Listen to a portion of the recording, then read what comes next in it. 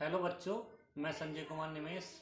आज आप लोगों को मैं पढ़ाऊंगा उपधातु अर्थात मेटलॉइड। अभी तक बच्चों मैंने आपको धातु तथा अधातु के गुण पढ़ा चुका हूं दोनों के। उसके बाद हम आज जो डिस्कशन करेंगे मेटलॉइड अर्थात उपधातु। तो बच्चों हम टॉपिक स्टार्ट करेंगे उपधातु, जिसको हम अंग्रेजी में बोलते हैं मेटलॉइड। मेटलॉइड। तो अब हम बात करेंगे उपधातु।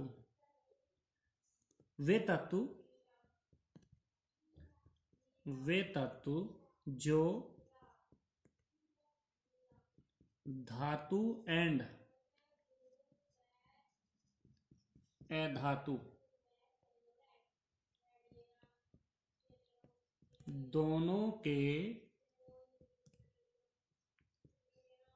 गुण पाए जाते हैं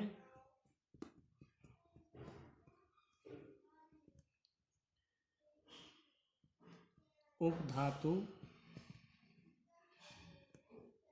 कहलाते हैं। तो बच्चों उपधातु क्या है? धातु अधातु धातु से तो कम गुण रखता हो, धातु के जो गुण होते हैं उनसे कम हो, और अधातु के जो गुण हैं उनसे अधिक हो। तो उनके मध्य जो होते हैं वो हमारे उपधातु होते हैं। तो बच्चों इनके क्या क्या गुण हैं? इनमें भी चमक होती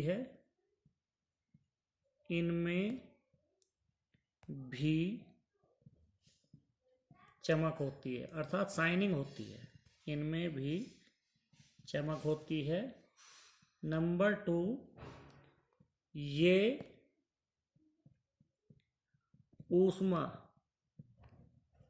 हीट, तो ये ऊष्मा अर्थात हीट एवं विद्युत इलेक्ट्रिक के चालक होते हैं। तो बच्चों जो हमारे उपधातु होते हैं, बोर्ड एग्जाम में क्वेश्चन आता है, तो बच्चों बोर्ड में क्वेश्चन आता है उपधातु के 2 उदाहरण बताइए। तो उपधातु के 2 उदाहरण बताइए। तो उपधातु कौन कौन सी होती हैं? एक boron, silicon, germanium, arsenic, antimony, tellurium, polonium and astatine. बच्चों एस्टेटीन तो होता तो है उपधातु, लेकिन ये हमारा रेडियो एक्टिव तत्व होता है, तो इसको हम कंसीडर नहीं करते हैं। लेकिन यदि पूछा जाता है कि एस्टेटीन हमारा उपधातु है, तो वहाँ टिक करेंगे। ऑब्जेक्टिव क्वेश्चन आ रहा है, बहुविकल्पी आ रहा है, तो वहाँ हम कहेंगे कि हाँ ये उपधातु है। लेकिन ये रेडियो एक्टिव एलिमेंट है। वो पूछेगा रेडियो एक्टिव तत्व, वो पूछेगा कि क्वेश्चन इस तरह से पूछेगा 1 नंबर में बच्चों कि कौन सा उपधातु रेडियो एक्टिव है। तो आपको आंसर में लिखना है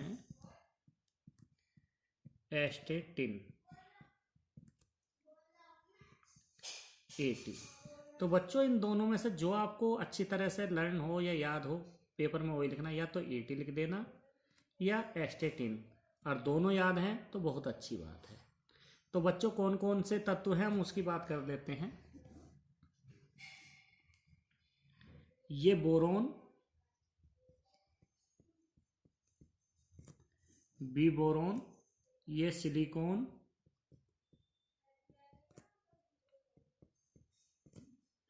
जर्मेनियम,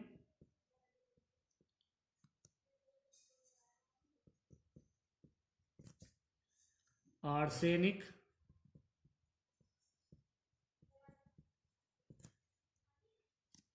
एंटीमनी,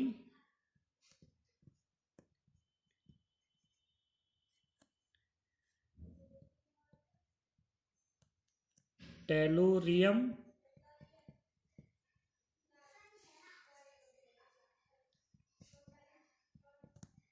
पोलोनियम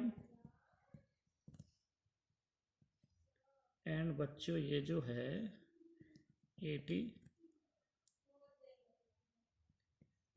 एस्टेटीन।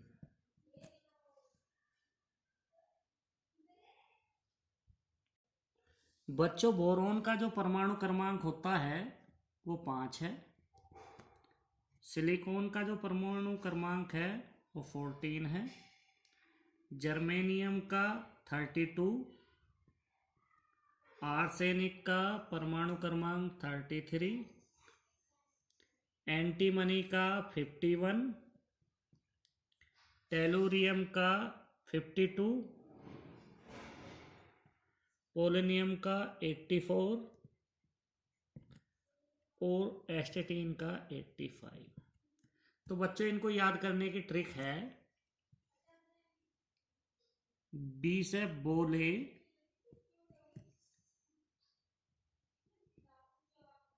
साइन,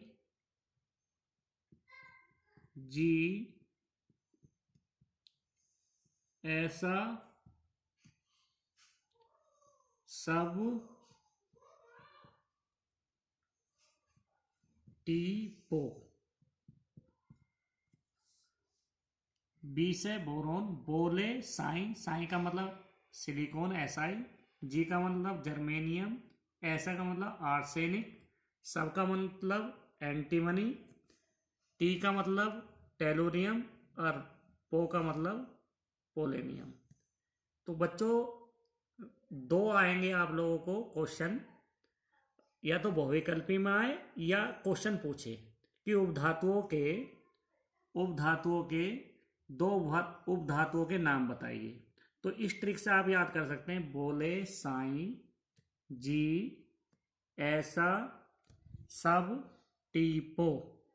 तो इससे बच्चों हम याद कर सकते हैं सारे हमारे जो भी उपधातु हैं, मेटलोइड हैं। तो बच्चों इसमें इनके ऑक्साइड भी आते हैं।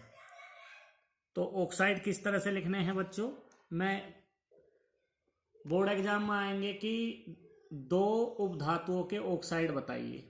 ऑक्साइड का मतलब है ऑक्सीजन का जुड़ना, किससे, उपधातु से। जब उपधातु से ऑक्सीजन जुड़कर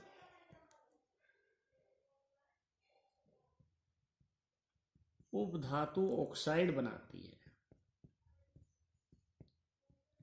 तो कैसे, मैंने बोरोन है बच्चों, बोरोन ऑक्सीजन से रिएक्शन करके जो उपधातु ऑक्साइड बनाएगा बच्चों, उपधातु ऑक्साइड बनाएगा B2O3 बनेगा,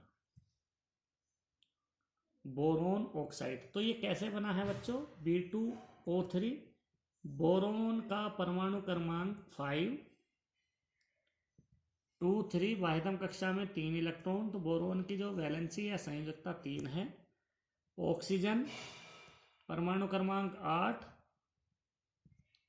2, 6। जब 4 के बाद हमारे इलेक्ट्रॉन होते हैं तो n-8 नियम से वैलेंसी निकालते हैं, संयोजकता निकालते हैं। n क्या है, वाहिदम कक्षा में इलेक्ट्रॉनों की संख्या। तो यहाँ वाहिदम कक्षा में कितने हैं, 6, 6 - 8 = -2। तो बच्चों 8 में से 6 जाएगा 2, जो अधिक वाला साइन होता है उसको हम लिखते हैं, अधिक वाला किसका है, माइनस, और जहाँ चिन्ह नहीं होता वहाँ प्लस मानते हैं। तो यहाँ 6 पर प्लस है और 8 पर माइनस, तो अधिक वाले का लिखते हैं। तो बच्चों संयोजकता कैसे निकालते हैं, पहले मैं इसको बता दूं कैसे फॉर्मूला बना है, बोरोन और ऑक्सीजन। तो बच्चों जब संयोजकता लिखते हैं तो प्लस माइनस नहीं लिखते हैं। तो बोरोन की संयोजकता थी हमारी 3, ऑक्सीजन की 2। तो एक दूसरे के क्रॉस करते हैं मल्टीप्लिकेशन, उनके पैरों में लिखते हैं। बी की बोरोन की संयोजकता ऑक्सीजन पर और ऑक्सीजन की संयोजकता बोरोन पर। तो बनता कैसे है बच्चों, इसकी संयोजकता कितनी है ऑक्सीजन की 2 जो बोरोन पर आएगी, और बोरोन की संयोजकता है 3 B2O3। तो बच्चों यही हमने बनाया है B2O3। तो बच्चों संयोजकता कैसे निकालते हैं, संयोजकता में बता भी चुका हूं, फिर दोबारा बता रहा हूं। संयोजकता वो है लुईस एंड कोशल के अनुसार कोई भी परमाणु अपनी बाह्यतम कक्षा में अष्टक का मतलब 8 इलेक्ट्रॉन उसके बाह्यतम कक्षा में, 8 इलेक्ट्रॉन बाह्यतम कक्षा में होने चाहिए। तो वो हमारा अष्टक नियम को फॉलो करता है। तो बच्चों कोई भी परमाणु अपनी बाह्यतम कक्षा में 8 इलेक्ट्रॉन पूर्ण करने के लिए इलेक्ट्रॉन लेता या देता है, वो उसकी संयोजकता कहलाती है। मैंने एग्जाम्पल लिखा है सोडियम, जिसका परमाणु क्रमांक 11, पहली कक्षा में 2, दूसरी में 8, इसमें 1। मैग्नीशियम 12, ये Mg लिखा है बच्चों, 2, 8, 2। एल्युमिनियम परमाणु क्रमांक होता है 13, 2, 8, 3। सिलिकॉन परमाणु क्रमांक 14, 2, 8, 4। तो बच्चों जिनकी बाह्यतम कक्षा में आउटमोस्ट सेल में 1 से 4 इलेक्ट्रॉन होते हैं, उनकी संयोजकता उतनी ही होती है लेकिन धनावेशित होती है। तो संयोजकता जो है इसकी +1 है सोडियम की, क्योंकि बाह्यतम कक्षा में 1 इलेक्ट्रॉन है। मैग्नीशियम की बाह्यतम कक्षा में 2 इलेक्ट्रॉन है, तो इसकी +2। एल्युमिनियम की बाह्यतम कक्षा में 3 इलेक्ट्रॉन है, इसकी वैलेंसी या संयोजकता 3। सिलिकॉन की बाह्यतम कक्षा में 4 इलेक्ट्रॉन है, इसकी संयोजकता 4। तो जो हमारे संयोजकता धनावेशित होती हैं वो हमारे इलेक्ट्रॉन दाता अर्थात डोनर होते हैं, जो इलेक्ट्रॉन को देते हैं। तो जो इलेक्ट्रॉन देते हैं बच्चों, उनकी संयोजकता ही धनावेशित होती है। इसी प्रकार फॉस्फोरस 15, 285। तो बच्चों जिसकी बाह्यतम कक्षा में 4 के बाद इलेक्ट्रॉन होते हैं, वहां पर संयोजकता n-8 नियम से निकालते हैं। n-8 रूल से या नियम से निकालते हैं। n क्या है, यहां बाह्यतम कक्षा में इलेक्ट्रॉनों की संख्या। तो बच्चों यहां हमारे फास्फोरस के बाह्यतम कक्षा में 5 इलेक्ट्रॉन है, तो 5 - 8 = -3। क्योंकि हमारा 8 में से 5 जाएंगे, 3 बचेंगे, और चिन्ह जो है, साइन जो है, हम अधिक वाले का लिखेंगे माइनस, और यहाँ जहाँ साइन नहीं होता वहाँ प्लस मानते हैं। इसी प्रकार सल्फर का 16, 286। तो बच्चों इसकी निकाल लेंगे 6 - 8, n-8 रूल से। n की जगह है 6 - 2। क्लोरीन 17, 287। बाह्यतम कक्षा में 7 इलेक्ट्रॉन, तो हम n-8 लगाएंगे, n-8, n की जगह 7 - 8 = -1 संयोजकता। आर्गन 18, 288। तो n-8 से निकाल लेंगे बच्चों, n बाह्यतम कक्षा में इलेक्ट्रॉनों की संख्या यहाँ 8 है, 8 - 8 = 0। तो जिनकी हमारी संयोजकता 0 आती है वो अक्रिय गैस कहलाते हैं, जो हमारी रासायनिक अभिक्रिया में भाग नहीं लेती है बच्चों। और जो बच्चों जिनकी संयोजकता ऋणावेशित आती है वो इलेक्ट्रॉन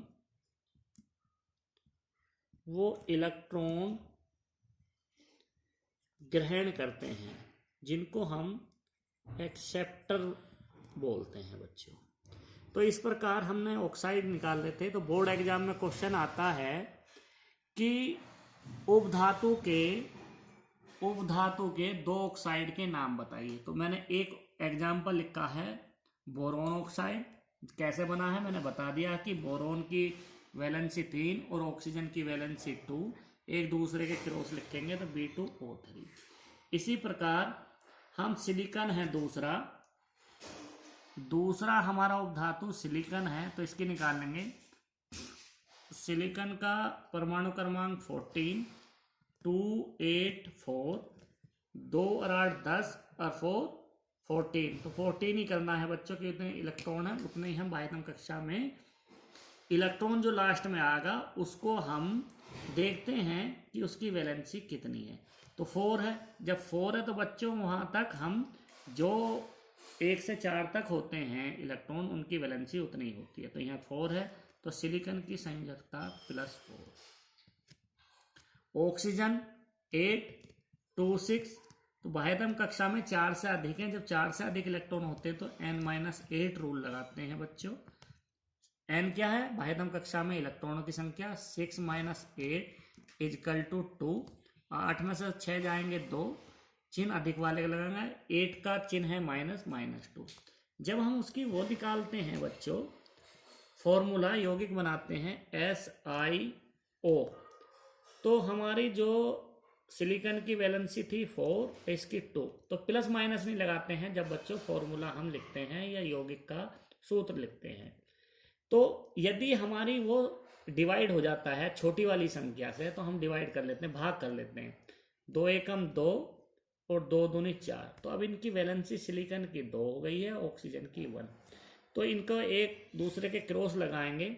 इसकी जो 2 है सिलिकॉन की वो ऑक्सीजन पे लगेगी और जो ऑक्सीजन की वो सिलिकॉन पे लगेगी, तो बनेगा SiO2। तो ये हमारा दूसरा उपधातु का ऑक्साइड है। इस तरह से हम बच्चों सबको बना लेंगे। इस तरह से हम सबकी ऑक्साइड बना लेंगे। तो दूसरा टॉपिक स्टार्ट करते हैं बच्चों हम संचारण कोरेजन। तो दूसरा टॉपिक है बच्चों धातुओं का संचारण, जिसको हम संचारण को अंग्रेजी में बोलते हैं कोरिजन ऑफ मेटल। धातुओं का संचारण अर्थात कोरिजन ऑफ मेटल क्या है बच्चों? जब किसी धातु के मेटल के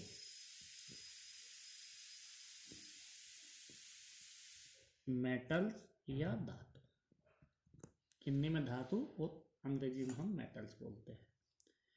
जब किसी धातु की बाहरी सतह के संपर्क में अर्थात कांटेक्ट में ऑक्सीजन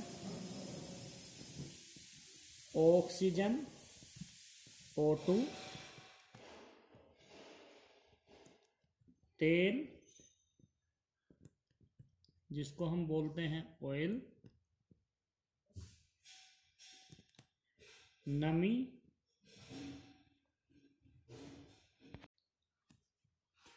अर्थात मॉइस्चर।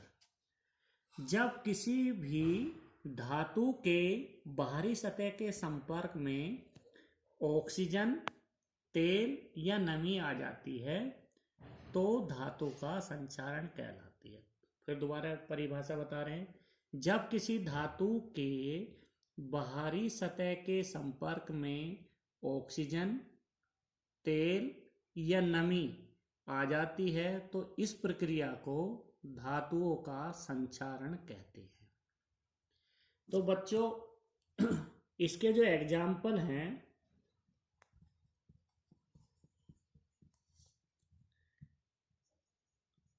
लोहे पर जंग लगना,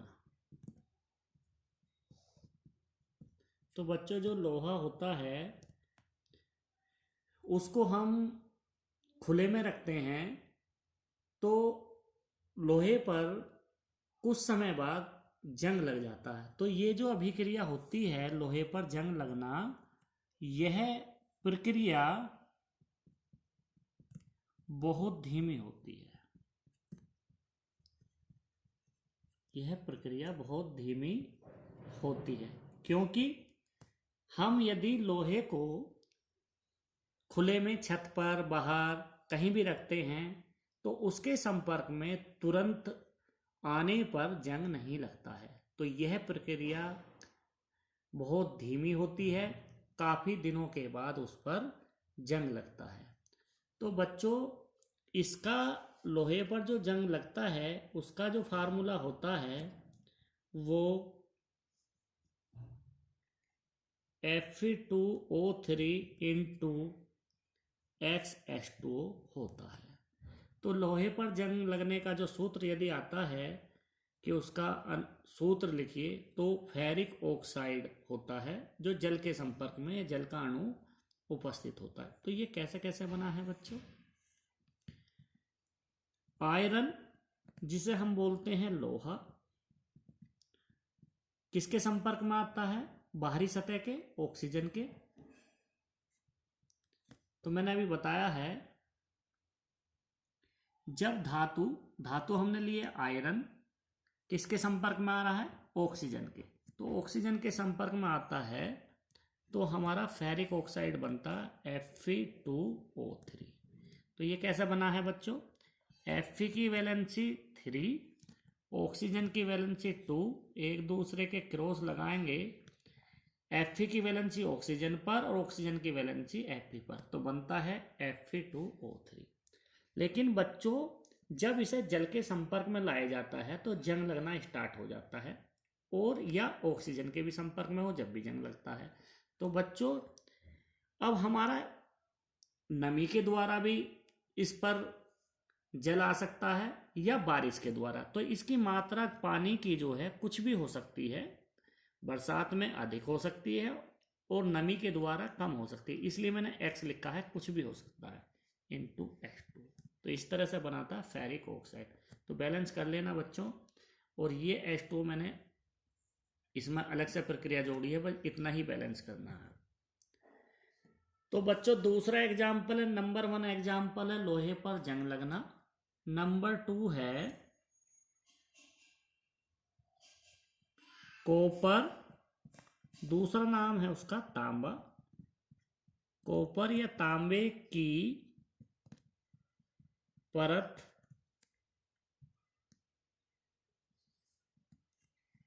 हरा होना। तो कॉपर या तांबा, यदि हम कॉपर या तांबे का सिक्का होता है, कॉपर अथवा तांबे का सिक्का होता है, तो कुछ समय उसकी जो सतह होती है वो हरी हो जाती है, इसलिए उस पर हमारा क्षय होने लगता है। तो बच्चों तो उस पर हमारे हरे परत चढ़ना स्टार्ट हो जाते हैं, जो भी हमारा ये भी है धातु का संक्षारण कहता है। संक्षारण का मतलब है, संक्षारण का अर्थ होता है क्षय होना। क्षय का मतलब हानि या कमजोर होना। तो कोई भी धातु कमजोर हो जाए या टूटने लगे या कमजोर होने लगे, कमजोर का मतलब है पतली होने लगे और जल्दी से वो डैमेज हो जाए, तो संक्षारण का मतलब या कोरेजन का मतलब ये है बच्चों। नंबर 3 है बच्चों चांदी। कॉपर हमारा होता है बच्चों CO और चांदी होती है हमारी Ag। तो Ag अर्थात चांदी की परत, परत का मतलब है लेयर,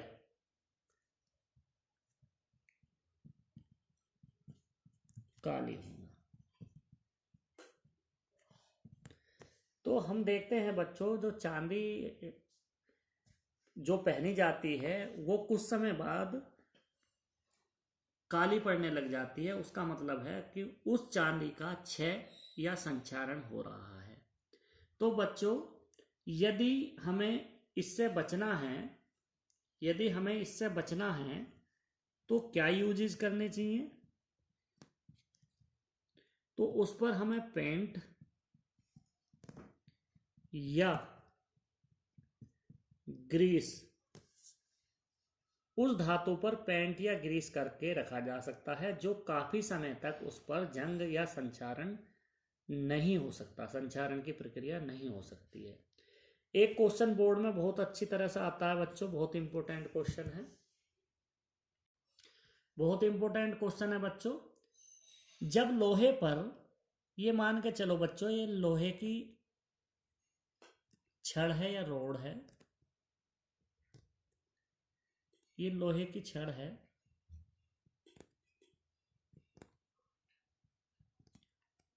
जब लोहे की छड़ पर पेंट जो किया जाता है वो जिंक धातु का किया जाता है, जिंक मतलब जेड। जब इस पर जो पॉलिश की जाती है, पेंट किया जाता है, जिंक धातु का किया जाता है, जब लोहे की छड़ पर या लोहे पर जिंक की पेंट किया जाता है, तो यह अभिक्रिया गैल्वोनीकरण कहलाती है, गैल्वोनीकरण कहलाती है, जिसे हम अंग्रेजी में गैल्वेनाइजेशन कहते हैं। तो बच्चों इंपॉर्टेंट है, क्वेश्चन आता है बोर्ड में,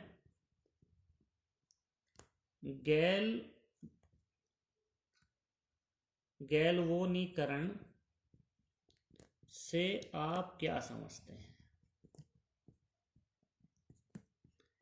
क्या समझते हैं बच्चों? बोर्ड में आना का चांस है इसका ज्यादा है। गैल्वोनीकरण, जब किसी लोहे की धातु पर जिंक का पेंट किया जाता है, जिंक धातु का पेंट किया जाता है, तो यह अभिक्रिया गैल्वोनीकरण कहलाती है, गैल्वोनीकरण कहलाती है। तो इससे, तो बच्चों गैल्वेनीकरण जो होता है उसमें जिंक कार्बोनेट बनता है, कार्बोनेट की फॉर्म में बनता है, और उसके हाइड्रोक्साइड भी बनता है, ZnOH whole twice into zinc carbonate. Galvanization की जो अभिक्रिया होती है उसका रासायनिक सूत्र ZnOH twice into ZnCO3, zinc hydroxide तथा जिंक कार्बोनेट। तो यह गैल्वेनीकरण की क्रिया जो होती है उसमें कार्बोनेट हमारा बनता है। तो इस तरह से बच्चों हम ये दोनों टॉपिक समाप्त किया है। जो बच्चों आप लोगों को समझ नहीं आई है तो कमेंट्स बॉक्स में लिखें और मुझे बताएं। और अभी तक जिन बच्चों ने मेरी वीडियो को लाइक, शेयर तथा सब्सक्राइब नहीं किया है, तो बच्चों मेरी वीडियो को लाइक, सब्सक्राइब तथा शेयर जरूर करें। ओके बच्चों।